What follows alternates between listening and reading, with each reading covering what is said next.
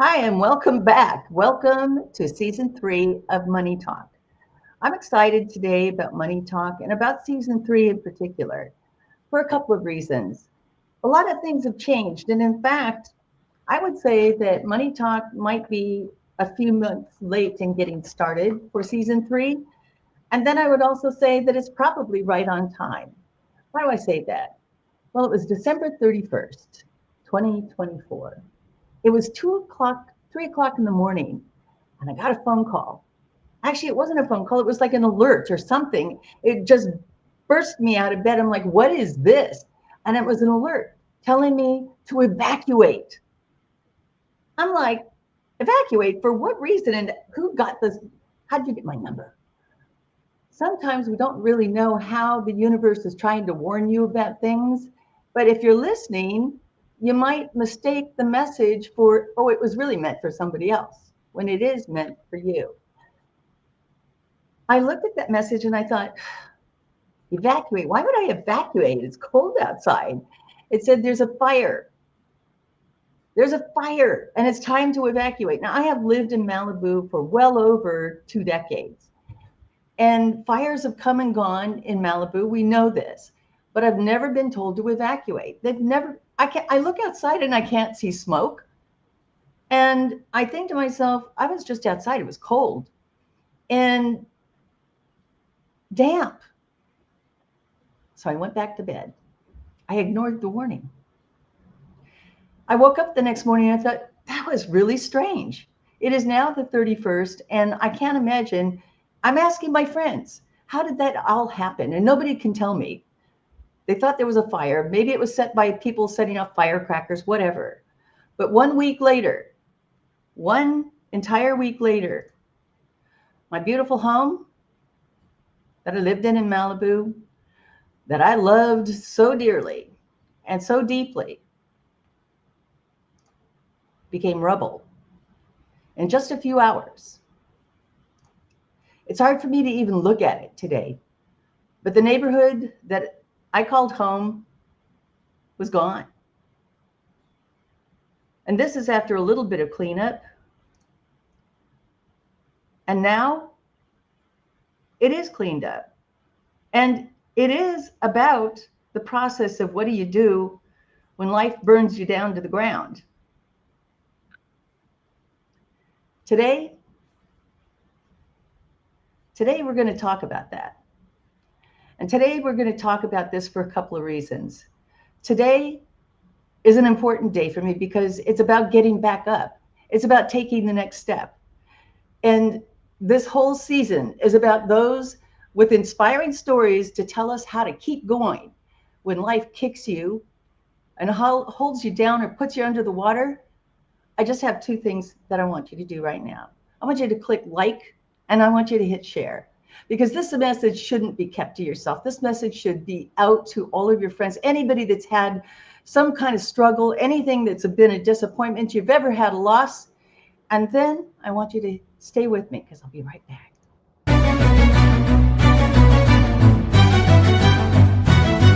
I can show you how to be strong. Come on, follow me. Heard you looking for a hero. Well, look up, look up, look up, look up. I got something to give. I have something to say. You know you got something to do. Welcome to the stage, Linda Kaye.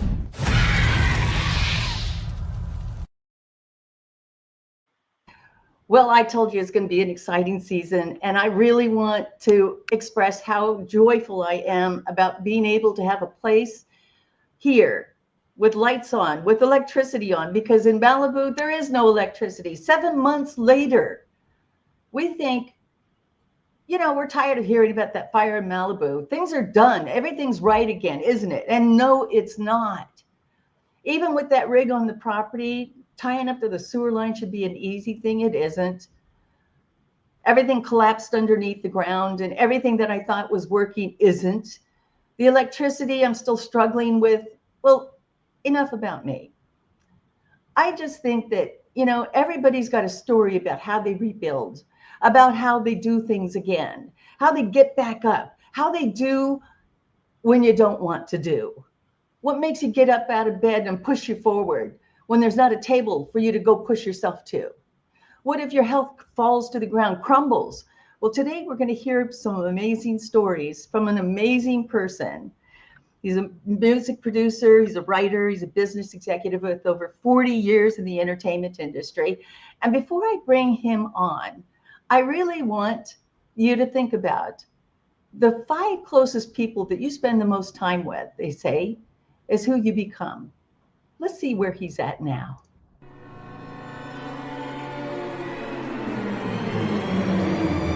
At THK Media, our mission is to create and market media properties that entertain, educate, and enlighten. Our executive team has decades of experience producing and marketing top entertainment brands that have generated over $30 billion worldwide. Emmy Award winner Howard Kasanjian has produced some of Hollywood's biggest blockbusters, including Star Wars and Raiders of the Lost Ark. He also served as vice president of Lucasfilm for over a decade. Mendel Tropper is a seasoned marketing executive who has created image campaigns for television networks and iconic brands, such as Seinfeld. He also produced the hit film My Sister's Keeper starring Cameron Diaz. Producer, writer, and business executive David Harvey has collaborated with some of the top names in the entertainment industry, including Dr. Dre, Fleetwood Mac, and the Pointer Sisters. Well, I just can't be more excited. But, before we bring him on, I want to remind my viewers that sometimes it's all about smooth sailing. Other times it's a storm. And that completely knocks you off course, puts you on a deserted island for a while. But here's the truth. In those moments, we get a choice. We get a choice to stay down or to rise again. And that's what this season's all about, from these stories, the ones where adversity kind of tried to hold you down, write the ending for you when you weren't ready for that ending. But resilience, resilience, sometimes that resilience has to expand its capacity because we don't think we have any. But resilience picked up the pen and rewrote the script. Our guest today knows that story really well. With a career spanning 4 decades in the entertainment industry, he has worked alongside some of the biggest names that we just saw. Beyond the spotlight, he's faced one of life's toughest battles and came back with a renewed purpose, a sharper vision, and the drive to keep creating at the highest level. Please join me in welcoming to the show, David Harvey. Oops, let's bring him in. There you are. Hey, David. Hi, Linda. With an introduction like that, I am humbled to have you in my room, in my studio, but I love yours. Your studio is fantastic. Tell me a little bit about what you're doing today. And before we get there, the music industry is all about smooth sailing, isn't it? Oh, sure. Absolutely. Smooth sailing, no setbacks. Music industry and the entertainment industry as a whole is exactly like that. You never have to deal with any kind of setbacks, right? The talent shows up to the studio healthy and in good shape. Your first take is always the best take. Tell me about some of those stories, David. Well, it's certainly not that. I mean, that's what life is. It's never that. It's never perfect. But I do find what you're talking about to be the single most important quality is resilience in everything you're approaching. I can certainly recall in my life times where that was foremost in my DNA to do that when things looked the bleakest. And remarkably, it does end up turning around to something more positive. You're no stranger to starting businesses. I think as an entrepreneur, we're always busy with figuring out what's working, what doesn't work. And sometimes, life just throws a hammer, not just a lemon at us. And the hammer can be in the form of, 2008, and the market melts down, right? And you all of a sudden scramble. You had a very thriving business. What business was that, David? I had real estate businesses then, and I just thought it was amazing. After how many employees did you have? About 30 to 40 all over the state. And busy. And then all of a sudden, what happens? 2008. Take me back. Crash. It isn't it isn't just a bumper, a little bumper thumper. It's a total crash and burn, isn't it? It was a total crash and burn, and it was interesting. Prior to that, my marriage ended in 2000, and so everything was bleak. There was nothing left, ashes, kind of like the fire in the house. Like I said, you think that you're rolling along, life is good, and it's happening until it isn't, right? Nobody Yes. really plans for the disaster. I mean, except that, of course, that's why we have insurance until we don't have insurance, like in my case. But there's no assurance that your marriage is guaranteed. There's no assurance that life is going to hand you, a bowl of cherries. There's no guarantee about any of this. But what happens, when you go through this process of understanding where you are and making plans to make changes or improvements or growth, and it doesn't happen? Well, that's a funny, interesting concept. Somebody should write marriage insurance. I think those are called prenups. That's funny, David. I like it. You've had an incredible career working with legendary names in the music industry. Give me a story about something that you are amused by, that you think they always looked like everything was great and everything was just perfect, but then you get to look behind the scenes. What happens there? Give me a story. Well, the best story I can think of off the top of my head is, just connecting the dots. So obviously resilience. From the marriage, I went on to build a thriving business from nothing. And then, the 2008 happens and that crashes. So, but then I meet the love of my life, who I'm currently married to and have been with now for 18 years. So everything, if you're looking forward, amazing things can happen. So I was going to start the music career again, which is what my current wife wanted me to do. She said, well, the real estate business has crashed. Why don't you do what you do great? Go back and do music. So I started that, and then I met my partner, and he said, well, I just finished making a hit movie. Let's work on a script for a movie. So we developed the script, and the next thing we know, it falls in the hands of Howard Kazanjian, our third partner in the company now, who did Star Wars and Raiders. So everything's great. We go to our first meeting for money, one of those critical elements, and we get, from a hedge fund investor in film, we get $40 million committed. And the only contingency he had in his agreement was you need to get a named director. So we chased Martin, because of the theme of the movie being set in the 40s, kind of that period, we chased Martin Scorsese for a year and a half. And finally I said one day, let's try someone else. And I knew our attorney had a lifelong relationship and he was the attorney for Jack Nicholson. So he said, well, I'll connect you with his manager, but he's not doing much now. I wouldn't expect it. So he connects me, and a week later, his manager reaches out and says he wants to do it. And I think, oh, that's great. Here we go. And in the meanwhile, because the script was based on a book, so we had book rights and they had expired. And I just assumed, because it was somebody I'd known. Wait a minute. You've got some of the biggest names, and now it's showtime. It's time for everything. Nicholson, oh my God! And he's agreed to direct it. And I'm thinking the author of the book is just going to be over the moon. Well, what he did is he immediately started playing games and demanding enormous amounts of money and playing hard to get. So everyone walked away. $40 million, and somebody decides that he needs more money. Well, what was great was Howard's attitude about it was, he goes, oh, this happens all the time. Let's move on and do something else. This happens all the time. Right. People get greedy and get crazy and don't, and blow things up. So, so that was a great impetus to keep going too, knowing that he wanted to continue working with us. Let's find something else. I like you guys. Let's do another project. And that was definitely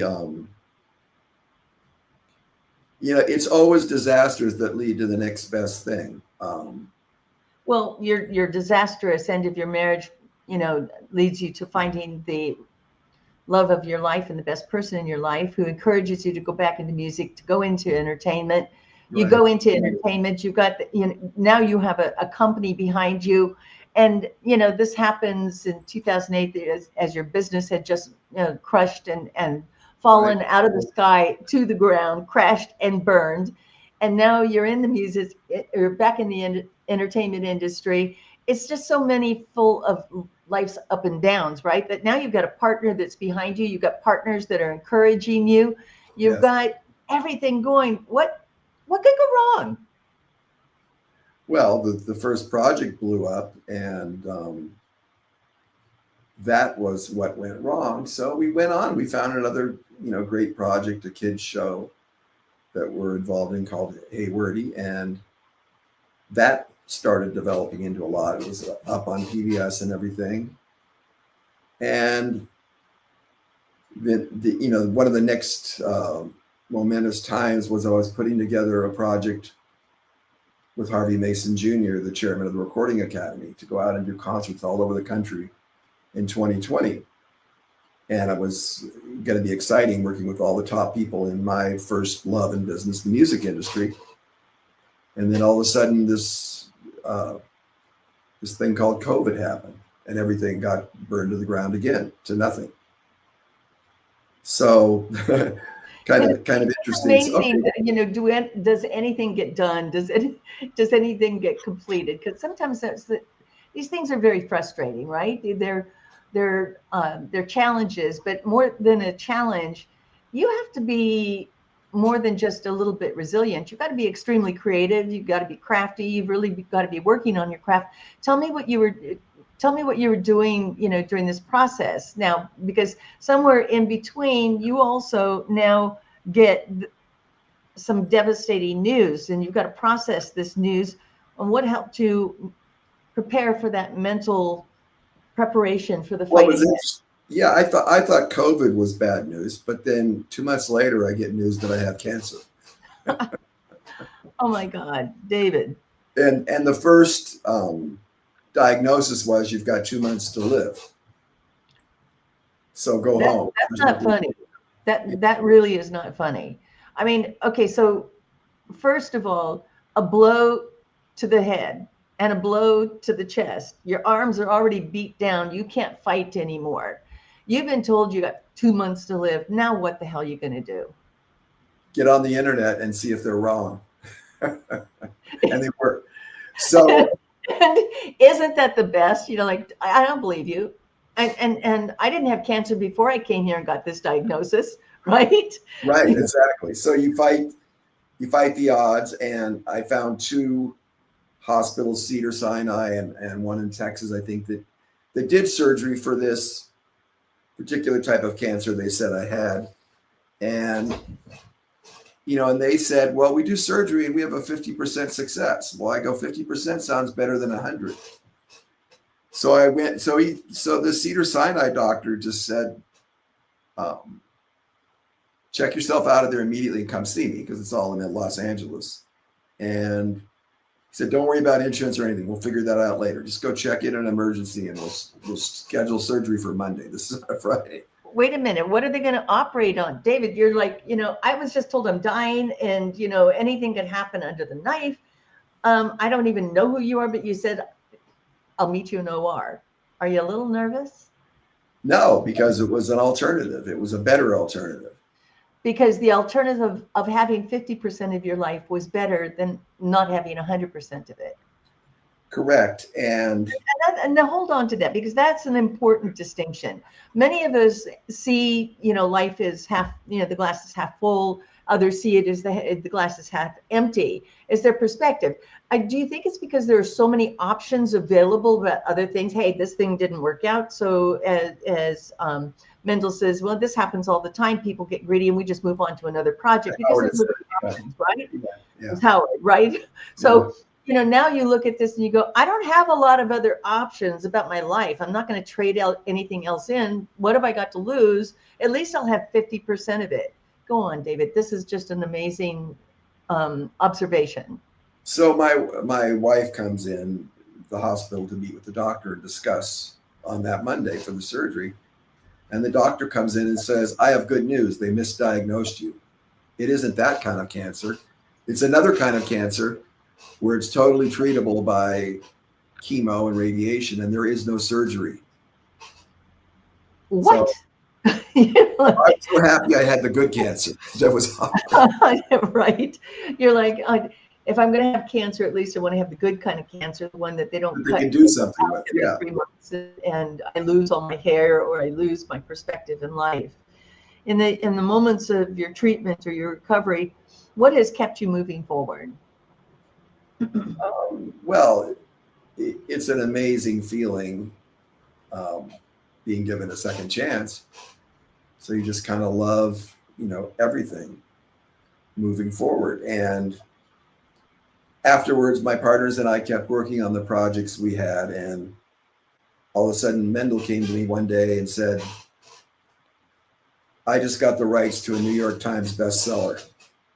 This is how we're going to do this, because it's too hard to, in the current, especially after COVID, it's too hard to convince anyone to do something, a project for a film, no matter how good it is, because everybody's scared to death after COVID because the theater's emptied and nobody's going back. And so he said, we're going to at least start with the edge. And that's how he had made his film, by getting rights for a New York Times bestseller. Give a little more of an edge to make that happen.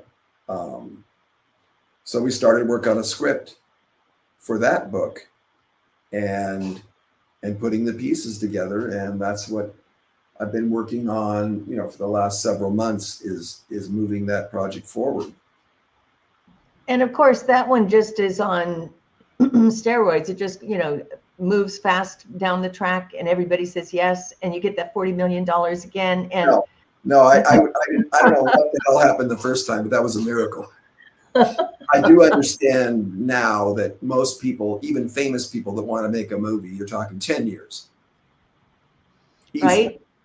And so it was very difficult because the attitude in general is everybody was more than excited about doing something new. Everybody was just scared to death after COVID. So how do you get people past the anxiety and the fear? I mean, fear stops you from doing a lot of things. Fear can stop you from getting the right treatment or getting a second opinion. Fear can stop you from getting out of the bed in the morning. Fear can make you feel like, you can't make the right decisions anymore.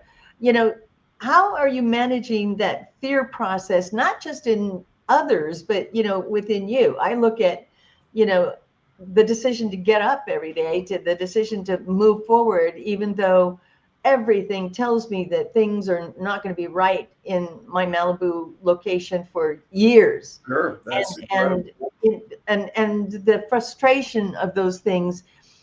What is the message? What do you tell yourself internally that helps you keep going and moving forward? I think I've always, I was trained from an early age by my father to the expression water off a duck's back, no matter how terrible or awful it is, to always keep your eyes forward and never let anything put you to a standstill or drag you back. And I think the way he explained it to me as a young child was, he said, someday I'm going to die. And you need to accept that now and just be ready to move on. Accept that things happen in life. And that always stayed with me.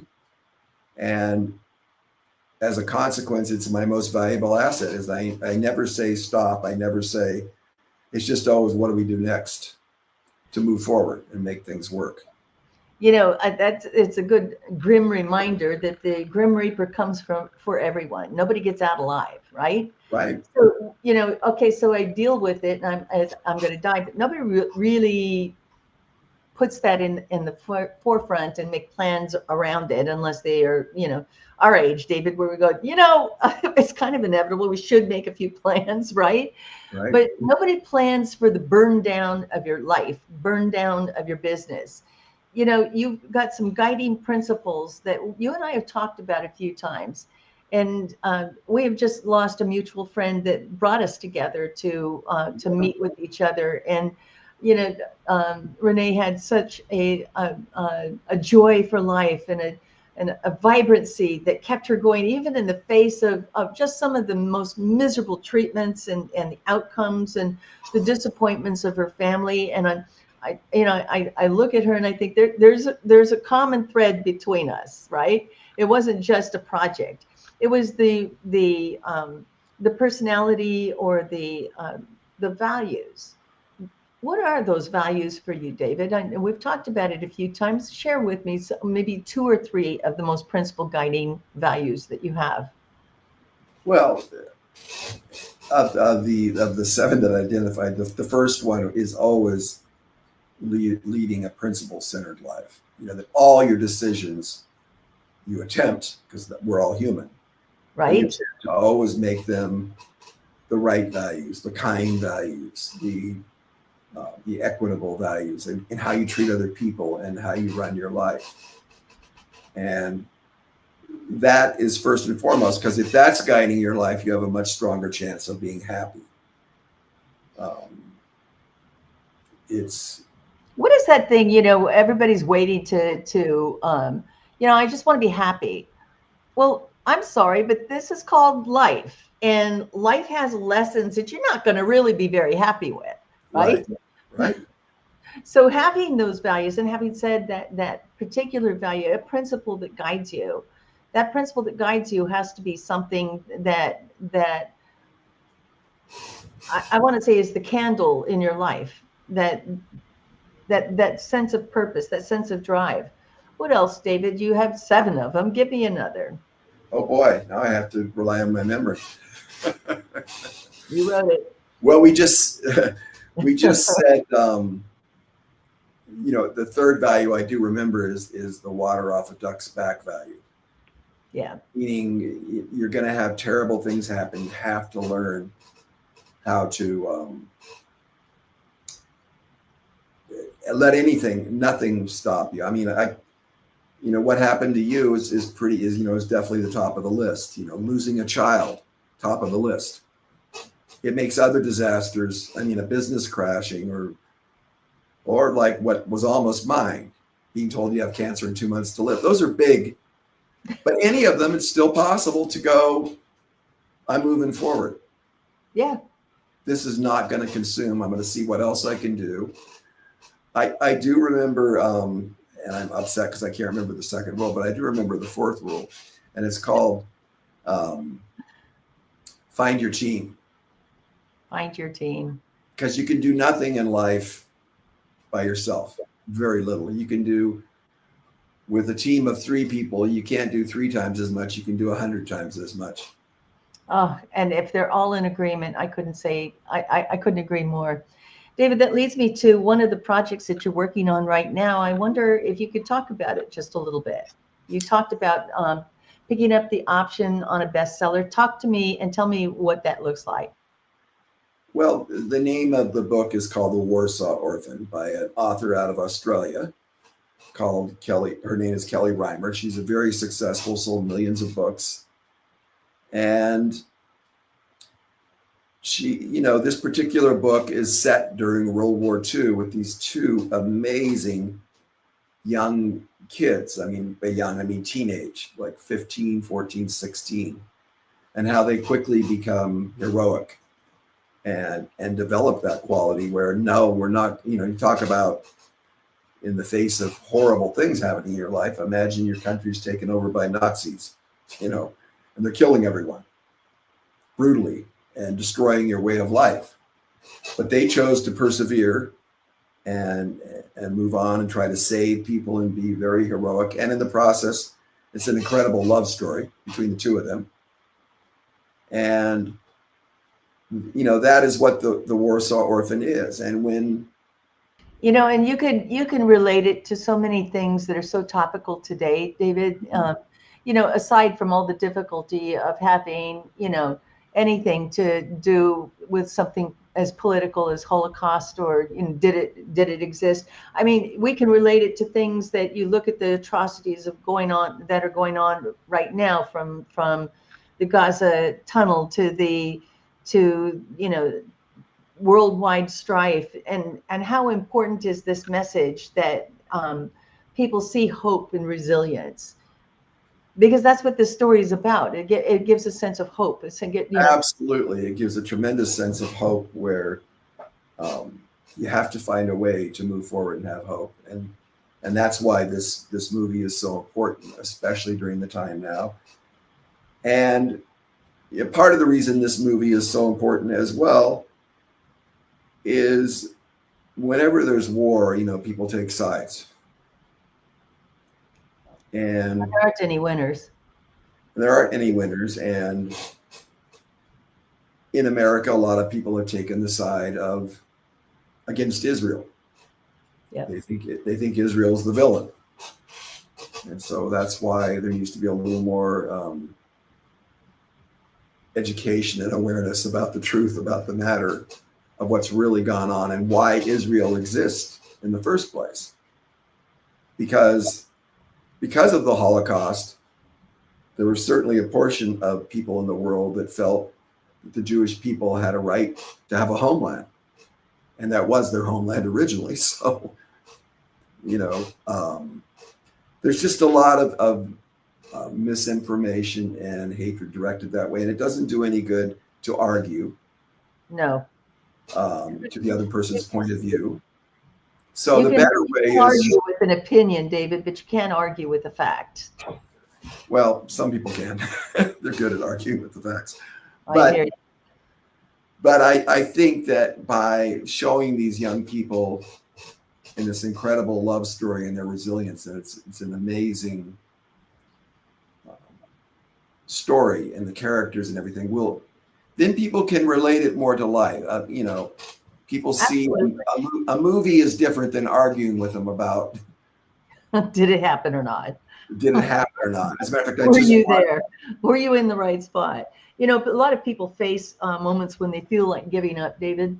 And this project, and you and I have had many conversations about this project, and you think, is this the last that we're going to have of it?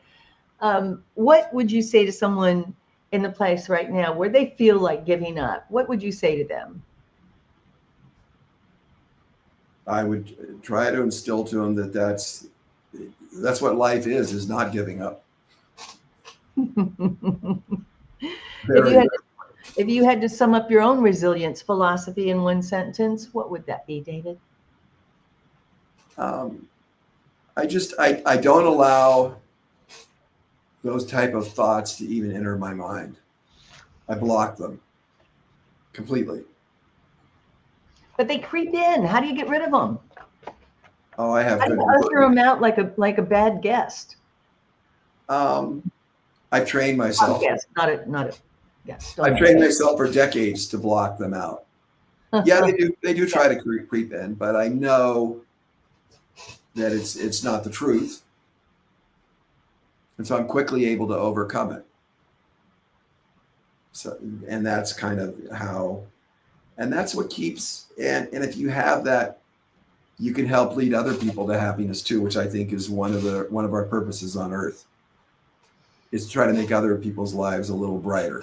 And you can't make other people's lives brighter if you're always so concerned that you're the victim of unfair play. No, and you'll never have that growth if you've got the victim mentality. And that's really what's important, despite the fact that I've had the kind of devastation most recently in my life. It's not the first time I've had disappointments. It's certainly not the first time I've had to start over. You have the capacity within you to do more than you think you can. You can do more than you think you can. Absolutely. Be put in the fire and you'll find out. That's always the case. And it's an amazing feeling when you come across people in your life, and then after you're with them, you know, that felt good. They're people that lift you up, you know. Yes. When it sure felt good being around that person, what they said. Absolutely. Being on the wings of your friends. David, we're just about out of time. I want to thank you for your generosity, your spirit, your stories, and especially letting us understand how resilience has played such an important part of your life. Thank you for being my guest today. Sure, absolutely. Thank you. Thank you very much. And thank you all. Thank you all for being here today. It's been a fun show today and a fun session because there's lots more to go and lots more to hear and many more stories. And as this season continues, I will continue to post and put things in so you can see my own recovery and see my own resilience as we get through this season. So thank you. Season 3 of Money Talk isn't just about money. It's about recovery, resilience, and expansion, so you can build back better. Your house doesn't have to burn to the ground, but if your business or your life has, and you're ready to share your story, I want to talk to you. Contact me at LindaK360 or call me at 424-395-2885. Remember, your setback is a setup for a comeback. And I promise you, you'll inspire others to get back up one more time with your story.